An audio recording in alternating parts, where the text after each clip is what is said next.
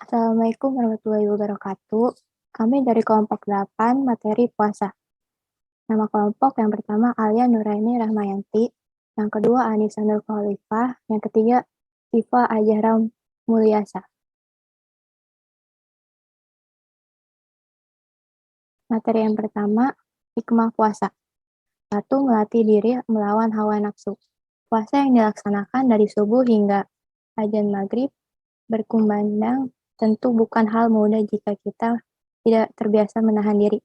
Larangan saat berpuasa seperti makan dan berhubungan suami istri tentu mengajarkan agar manusia dapat mengelola emosi dan dorongan hawa nafsunya. Tentu saja bukan untuk dihilangkan namun dapat dikelola dengan baik agar dapat mencapai tujuan hidup menurut Islam dan tujuan penciptaan manusia. Yang kedua, mengajarkan untuk hidup sederhana. Dengan berpuasa, kita pun juga dapat melatih untuk hidup sederhana. Ketika berpuasa, kita tidak banyak untuk membeli makanan atau minuman, dan menahan diri dari segala hal duniawi.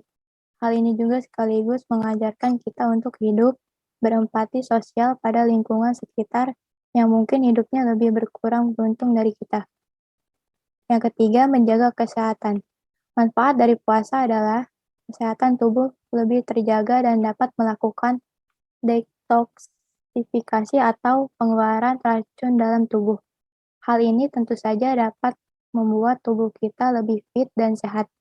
Hal ini karena tubuh kita beristirahat dari segala macam makanan atau minuman yang tidak sehat serta dibatasi agar tidak banyak makan berlebihan. Bahkan para pakar kesehatan banyak merekomendasikan orang-orang yang sedang mengalami penyakit tertentu untuk melakukan puasa. Yang keempat, melatih diri koma beribadah. Jika puasa banyak, ada puasa wajib dan puasa sunnah. Jika dilakukan terus-menerus, hal ini akan menambah keistiqomah kita dalam beribadah dan juga melaksanakan perintah-perintah Allah lainnya. Yang kelima, memperoleh kenikmatan sebagai umat Nabi Shallallahu Alaihi Wasallam. Kita tidak akan pernah mendapatkan kenikmatan menjadi umat Rasul jika kita tidak pernah menjalankannya. Untuk ibadah puasa akan membuat kita semakin bermakna dan nikmat menjadi umat Rasulullah SAW. Yang kedua, pengertian puasa. Menurut bahasa, puasa berasal dari bahasa Arab saum atau saum. Arti dari kata tersebut adalah menahan diri dari sesuatu. Ada juga yang mengatakan siam. Kata ini juga memiliki arti yang sama, menahan diri. Di sini dapat berupa banyak hal. Dalam konteks puasa, menahan diri berarti tidak melakukan hal-hal yang membatalkan puasa.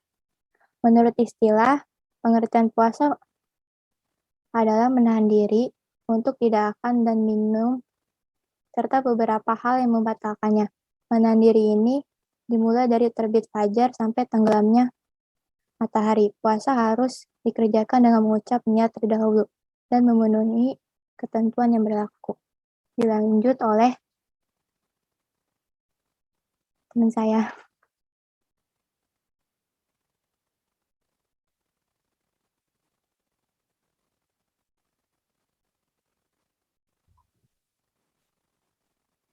Dasar hukum puasa. Dasar hukum disyariatkannya ibadah puasa adalah berdasarkan Al-Quran, hadis, dan ijma ulama. Dasar hukum dari Al-Quran adalah Dasar hukum dari puasa adalah Quran Surat Al-Baqarah ayat 183.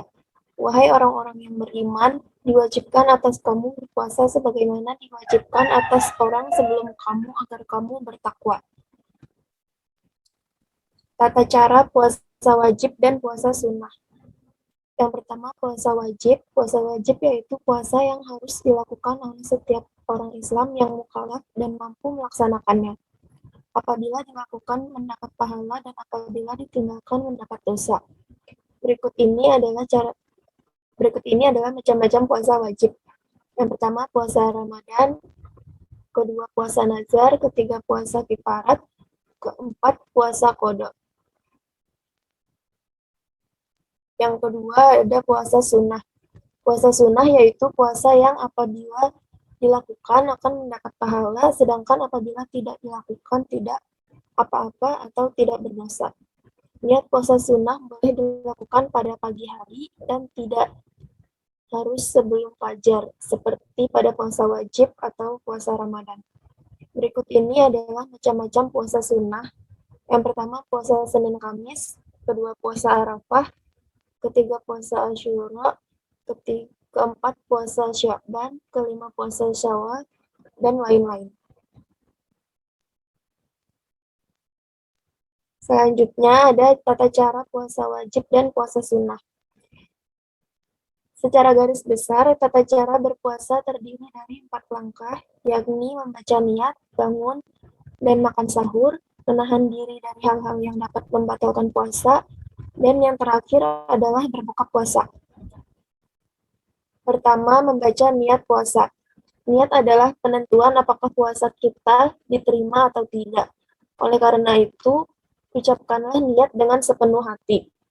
Untuk puasa wajib atau puasa Ramadan, sesuai tradisi maka dibaca setelah sholat tarawih dan witir bersama di musola atau masjid. Selain itu, niat puasa juga boleh dibaca saat sebelum tidur dan bangun sahur. Puasa menjadi tidak apabila dibaca setelah azan sholat subuh. Yang kedua, bangun dan makan sahur. Bagi yang mengerjakan sahur, maka akan mendapat berkah dari Allah Subhanahu wa taala sesuai hadis dari Nabi Muhammad SAW yang diriwayatkan oleh Bukhari dan Muslim berikut ini.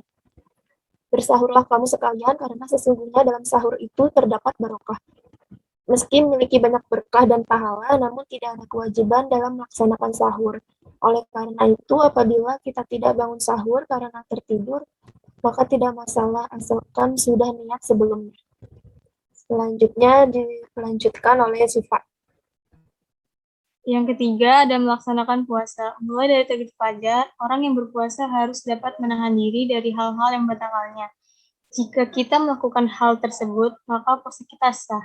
Untuk menghindarinya, maka sebaiknya kita perbanyak ibadah dengan berzikir dan membaca Al-Quran. Yang keempat, berbuka puasa. Berbukalah segera pada saat waktu sholat maghrib atau matahari telah tenggelam.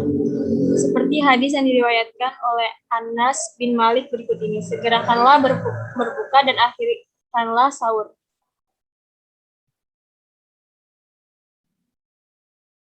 Hal-hal yang membatalkan puasa. Yang pertama ada makan dan minum dengan sengaja pada siang hari. Yang kedua ada muntah dengan sengaja. Yang ketiga keluar darah haid atau nifas. Yang keempat berhubungan suami istri pada siang hari. Yang kelima masuknya sesuatu ke dalam lubang tubuh secara sengaja.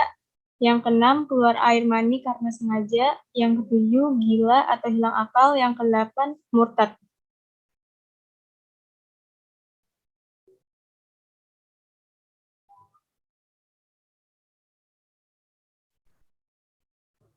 Sekian dari kami. Wassalamualaikum warahmatullahi wabarakatuh.